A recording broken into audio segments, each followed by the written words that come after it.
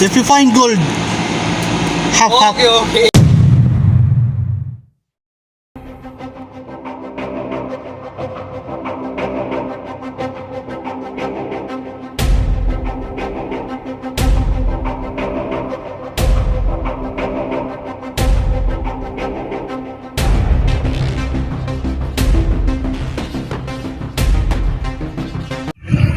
Ako po. Tingnan niyo yung hulugan natin, oh. Huwag naman sana.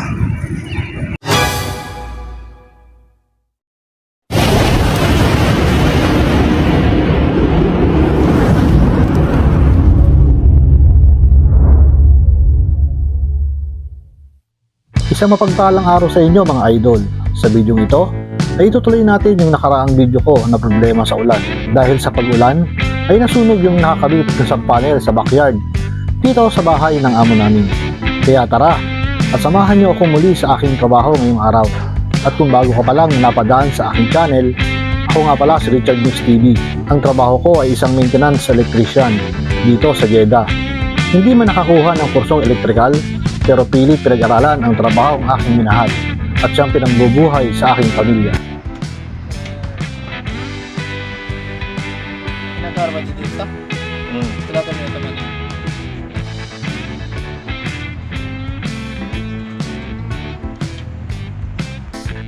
Ngayong umaga ay dumating yung kontraktor na siyang magpapalit at gagawa ng nasunog na sub-panel dahil hindi ko naman kakayanin mag-isa dahil wala naman akong helper na makakasama.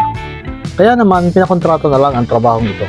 Medyo unexpected nga yung dating nila na sobrang aga dahil kalimitan ng dating nila ay mga 9 AM ng umaga. Pero ngayong araw ay dumating sila ng 8 AM kaya naman nagigising ko lang dito. What?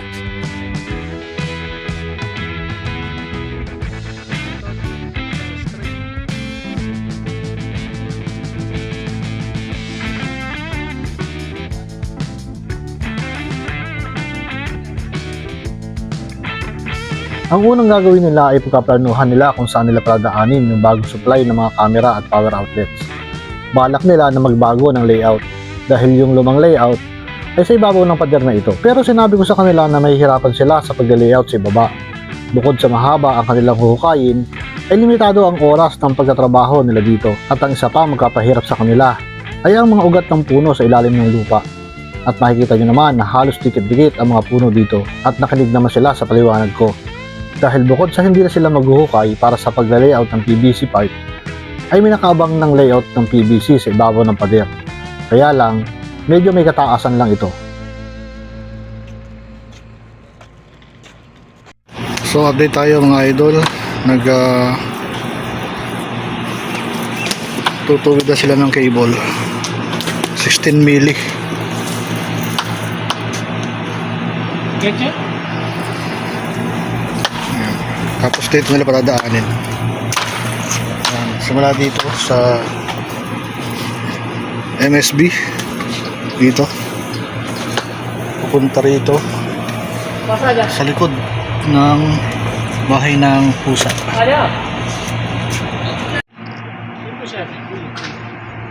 Good.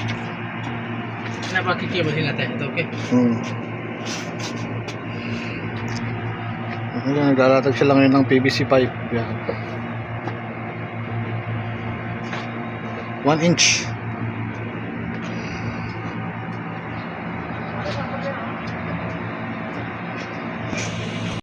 So supervise lang natin sila guys para masunod yung gusto nating mangyari dito sa sub-panel dito. Alright. So tingin ko guys may hirapan silang mag-pulling ng cable dito, lalo na 16 mili yung papasok nila dito sa PVC pipe kasi dinuksong lahat nila tapos sa kanila babatakan ng buo. Ito tingnan yung ano nila, pero diskarte nila yan eh, sila yung bahala dyan. Basta ako magsusupervise lang ako nung gagawin nila, pero pag lili sila dun sa plano, siyempre kailangan na sitahin natin sila. Ayan, ito yung PVC pipe na ilagay nila, 1 mm. Dinaretso nila ng duksong. Pero para sa akin, ang mas maganda dyan, lalo't marami sila, kada 6 meter o kada dalawang pipe, magsulot na sila ng cable. Kasi ito din yung size ng cable nito. Tapos yung size ng pipe, tapos size ng cable na to. Ayan, 16 milli. Ito. Mahirapan silang magbatak dyan. Bali, ang gagamitin nila 4 core na 4x16 na cable para sa sub-panel. So bali, ginawa pa lang nila rito, hindi muna nila dinuksong dito sa ang ilang pipe to, 1, 2, 3, 4, 5, 6. Siguro every 6 na pipe, ayan, hindi muna nila dinuksong para medyo madali yung paghihila nila.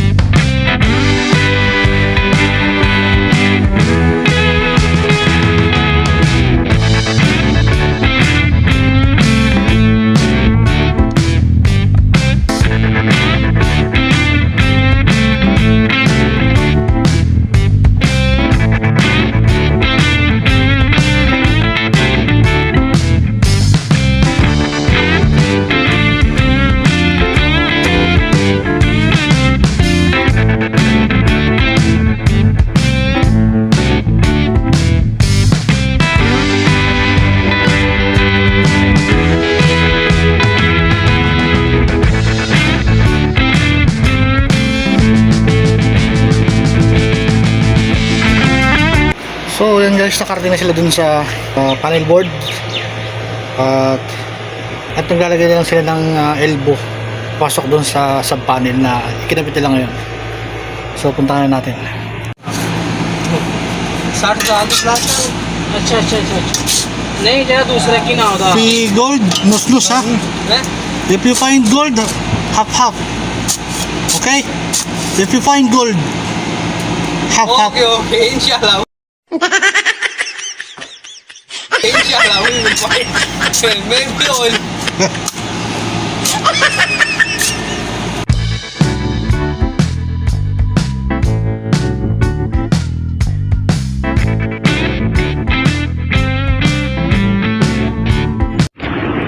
So ngayon guys, kuha ko ng gamit para tanggalin namin yung lumang cable na mga 6 mili na dating nakalagay dun sa likod para malinis na. So pumunta lang ako sa kwarto ko para kunin ko yung aking mga tools para makatulong ko yung dalawang mga kasama ko dito ibang lahi sa pagtatanggal ng lumang cable na ginamit sa sub-panel noon.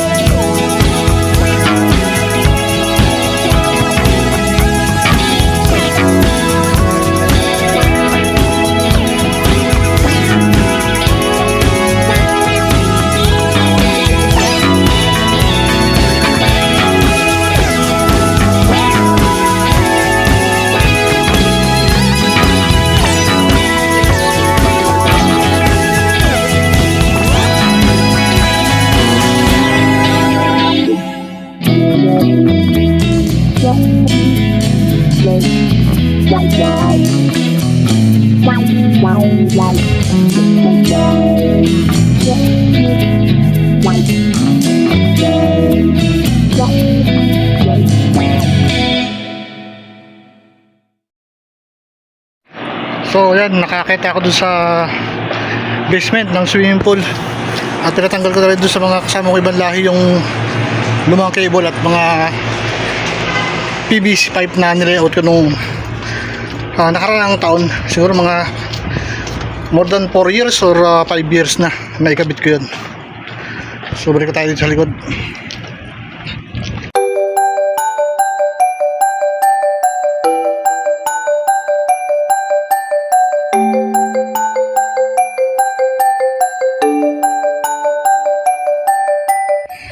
So ngayon guys, tingnan natin sa taas yung ginagawa nila. Siyempre hindi lang dapat dito sa ibaba tayo mag-supervise. Tingnan din natin yung ginagawa nila sa taas. Yan. Ayan, yung sa taas. Ayan. Sakit na tayo. Yan. Oh, lamig. Bismillah. Alright.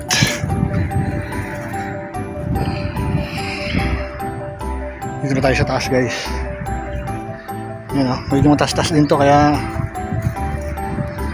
yung ginagawa ko to noon na solo ako, talagang ang hirap pag wala kang helper, wala kang kasama. Kaya siguro naawa na rin sa akin yung manager namin, kaya nagpatawag na ng Sherika. So medyo magaan yung trabaho ko. Supervise lang itong mga tao sa kumpanya. So ito sila guys sa ibabaw ng pader. Ako po, naglagay na sila doon ng bagong pull box. Tingnan yung hulugan natin, oh. Huwag naman sana.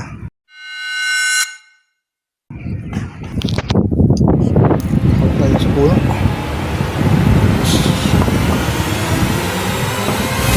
Huwag tayo dito. Yan.